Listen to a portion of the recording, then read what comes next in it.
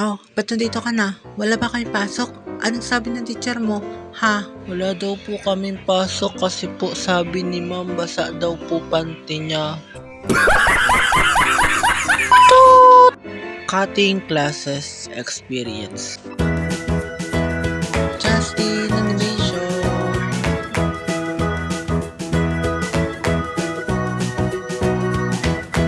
Yo! Dati hindi nakakaalam, katingero ko noon. Oo, katingero ko noon. Simula kinder hanggang grade 6. Pero hindi naman araw-araw. Siguro nung kinder ako, araw-araw ako nagkakating. Kagaya na lamang pagkasama ko yung pinsan ko na lalaki.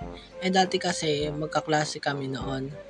Papangalan ko na lang siya na Jordan kasi yun yung una ko nakita paglingon ko. Haha. Naalala ko pa noon, nagpadulas kami noon ng pinsan ko si Jordan tapos nakita kami ng ate namin. Hehe. Uy classmate, yung pinsan mo tsaka kapatid mo nagkakating na naman ata oh. Uy, kayo talagang dalawa susumbong ko kayo kay Lola ha. Hindi ko natanda kung nagsumbong ba nun yung ate namin. Basta, pagkakatanda ko na nagsabi yung ate namin na magsusumbong daw siya sa lola namin.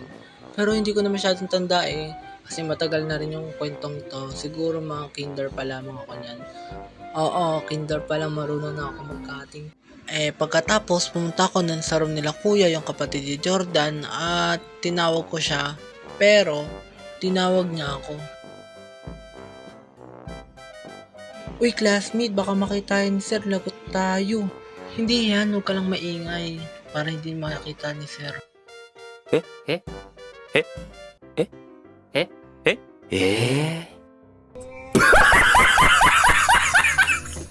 Naalala ko rin yung niyaya ko ni Kenardo na mag-cutting. Oo, Kenardo na lang kasi wala na akong maisip na pangalan At naalala ko nun pumunta kami sa manggahan, niyaya niya ako. Syempre, para kain kami doon ng mangga. At pagkatapos nun, siya yung umakyat. Tara, Justin, cutting tayo. Huwag ka maingay na hindi tayo papasok ha. Sige, tara, cutting tayo. Pagkatapos, dumiretso na kami sa manggahan. Hala, dami ng bunga ng manggo. Tara, kuha tayo. Sige, wala bang may-ari dyan? At hindi ko alam kung may may-ari ba doon.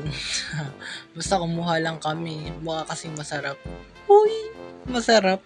Eme lang. Pero, yung pag-uwi namin, pinagalitan siya ng lola ko kasi nga daw, bakit daw ako sinama sa pagkakating, wala nga daw akong alam sa ganyang bagay.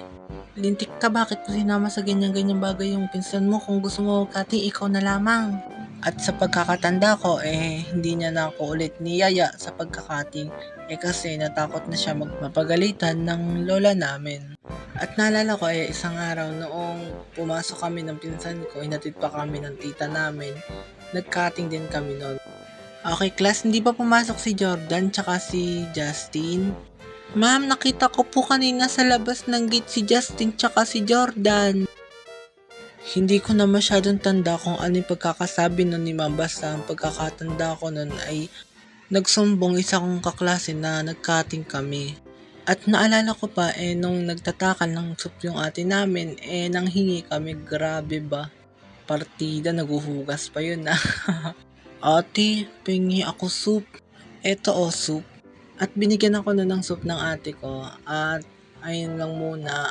Iilan lang yan sa mga cutting moment o cutting experience ko nung kinder pa ako. Marami pang iba actually pero hindi ko na sinama. Masyado kasing mahaba yung kwento. At sana guys masuportahan nyo ako guys. Bago lang ako nag-animation at syempre bago pa lang wala pa ako masyadong alam na kwento. Kaya sana guys supportahan nyo ako, paki-follow and like and subscribe. Meron din pala ako guys TikTok guys, i-check nyo na lang guys. And bye bye.